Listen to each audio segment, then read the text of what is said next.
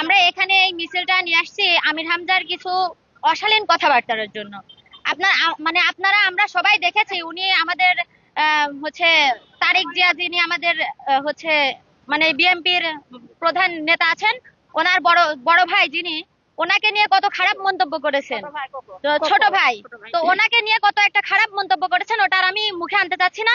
তো ওনার এই উনি একটা রাজনীতিবিদ, বর্তমান জেনারেশনে উনি একটা রাজনীতিবিদ। ওনার এই রাজনীতিবিদের আগে কিন্তু ছোট থেকে আমরা ওনাকে চিনি একটা ইসলামিক বক্তা হিসেবে। ওনার কথাবার্তার ধরন কিন্তু ছোট থেকে আমরা অন্যরকম দেখে আসছি। হঠাৎ করে রাজনীতিবিদ হয়ে উনি এইভাবে আমাদের উল্টাপাল্টা কথা বলে তো আমাদের নেতাদেরকে এভাবে অপমান করতে পারেন না।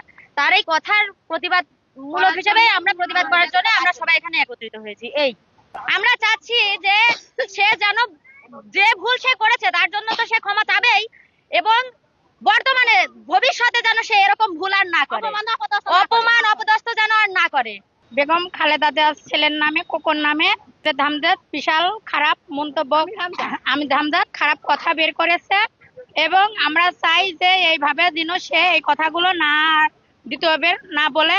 আমির হামজা বিচ্ছিন্ন ভাষায় অপমানে অপদস্থ করেছে, তার বিনিময়ে আমরা এই মিছিল বের করেছি যাতে তার আইনগত ভাবে শাস্তি হয়, আর সে পরবর্তীবারে আমির হামজা যাতে অপমানি না করার সুযোগ পায়। এখানে আইসি হচ্ছে আমির হামজার জন্য, কারণ সে মানে বাজে মন্তব্য করে, হচ্ছে তার হচ্ছে কথার হচ্ছে পয়েন্টে পয়েন্টে আমরা হচ্ছে বাজে কথা পাই, যে তার হচ্ছে সুষ্ঠু বিচার করার জন্য, তার প্রতিবাদ করার জন্য আমরা এখানে সবাই আসছি। এটাই, তাই আমরা হচ্ছে এটার সুস্থ মানে বিচার চাই।